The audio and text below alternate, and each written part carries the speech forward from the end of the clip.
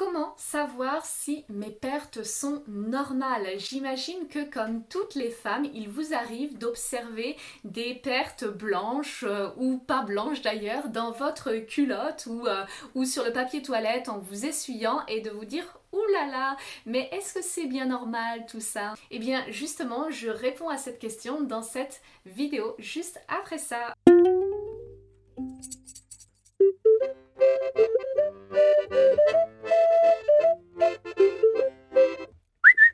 Ouais! Bonjour, moi c'est Maëlle du blog Devenir Intuitive. Alors déjà, si vous êtes nouvelle ici, n'hésitez pas à vous abonner à cette chaîne YouTube. C'est des nouvelles vidéos très régulièrement sur le cycle et la fertilité. Donc ça va vous intéresser.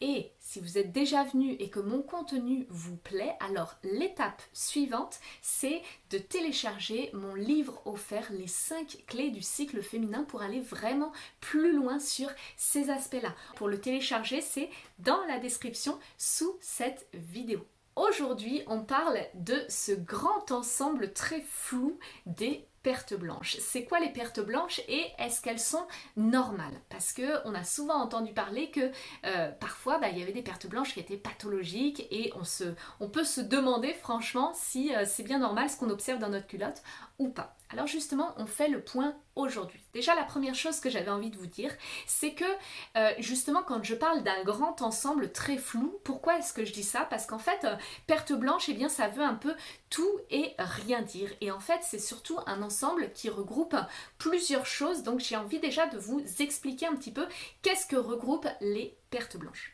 En fait, il y a deux grands types de pertes blanches qu'on peut observer un petit peu tout au long du cycle menstruel. Déjà, il y a les sécrétions vaginales qu'on peut aussi appeler desquamation vaginale. En fait, c'est le système d'auto-nettoyage naturel de notre vagin. Donc ça, il y en a un petit peu en permanence et ça va se présenter sous la forme d'un liquide un petit peu blanchâtre, un petit peu laiteux. Voilà, et on peut en observer un petit peu tout le temps, mais en général de manière pas très abondante.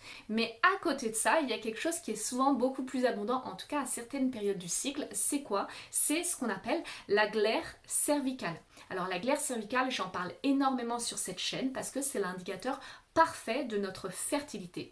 C'est un fluide qui est sécrété au niveau de notre col de l'utérus et qui va nourrir les spermatozoïdes, faciliter leur trajet à travers l'utérus à la recherche d'un ovule à féconder. Donc évidemment, cette glaire cervicale, elle est produite plus particulièrement pendant notre période fertile et c'est très utile, notamment quand on veut gérer naturellement sa contraception. Donc en fait, la plupart des pertes qu'on observe de manière normale, physiologique, dans notre culotte ou sur le papier toilette après s'être essuyé, eh bien ça va être justement cette glaire cervicale. Et la glaire cervicale, elle change beaucoup d'aspects tout au long du cycle menstruel, c'est ça qui peut être parfois un petit peu perturbant.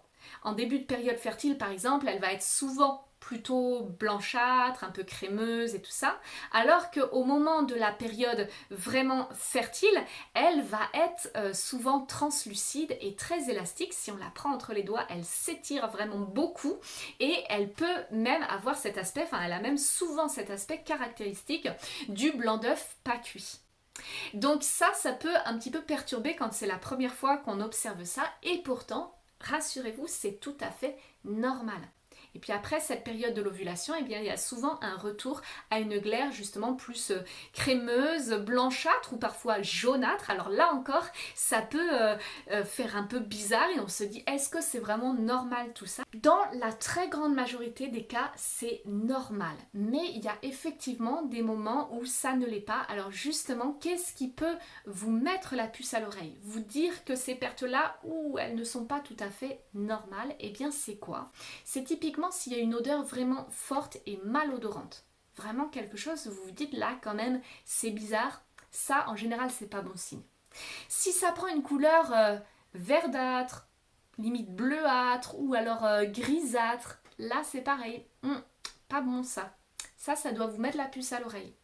Ou alors, enfin, si vous ressentez bien sûr des brûlures ou des démangeaisons. Très souvent, voilà, ça peut être par exemple une mycose vaginale qui va se manifester par des pertes abondantes, malodorantes, avec une couleur bizarre et puis surtout ces démangeaisons, le fait que ça gratte. Mais il y a aussi un certain nombre d'autres choses qui peuvent expliquer justement ces pertes trop abondantes et avec ces signes un petit peu particuliers. Donc là, c'est vraiment important, si vous observez un de ces symptômes-là, de consulter, de demander à votre médecin, à votre gynéco, d'en parler avec cette personne-là et vous aurez le traitement adapté. Mais sinon, tout le reste des cas, en fait, vos pertes sont normales. Et ce que j'ai envie de vous dire avant de finir cette vidéo, c'est que non seulement elles sont normales, mais en plus, elles sont vraiment des indicateurs merveilleux de votre fertilité. Et donc, de votre fertilité, ça veut dire quoi? Ça veut dire que si vous êtes fertile, si tout se passe bien au niveau de votre cycle, ça veut dire que vous êtes en santé. Donc, en fait, c'est des merveilleux indicateurs de votre bonne santé. Et ça, pour moi, c'est important que vous le reteniez et que vous disiez, mais comment est-ce que finalement ces pertes-là que je vis aujourd'hui comme des contraintes, que j'ai l'impression que ça coule, que ça m'embête, ça tâche mes culottes et tout ça, comment est-ce que je peux le voir positivement? Alors si ces sujets-là vous intéressent, eh bien je vous invite à aller voir mes autres vidéos sur la glaire cervicale, sur la symptothermie, sur la gestion naturelle de sa fertilité. Vraiment, vous allez découvrir des choses merveilleuses. C'est des indicateurs très précieux. Autant, que ce soit qu'on soit dans une démarche de contraception, donc de contraception naturelle, ou dans une démarche de conception. C'est un outil merveilleux dans le cadre d'un projet bébé, par exemple. Je trouve qu'en tant que femme, c'est vraiment des sujets à aller explorer. J'espère que cette vidéo vous a plu et je vous dis à très vite pour la prochaine.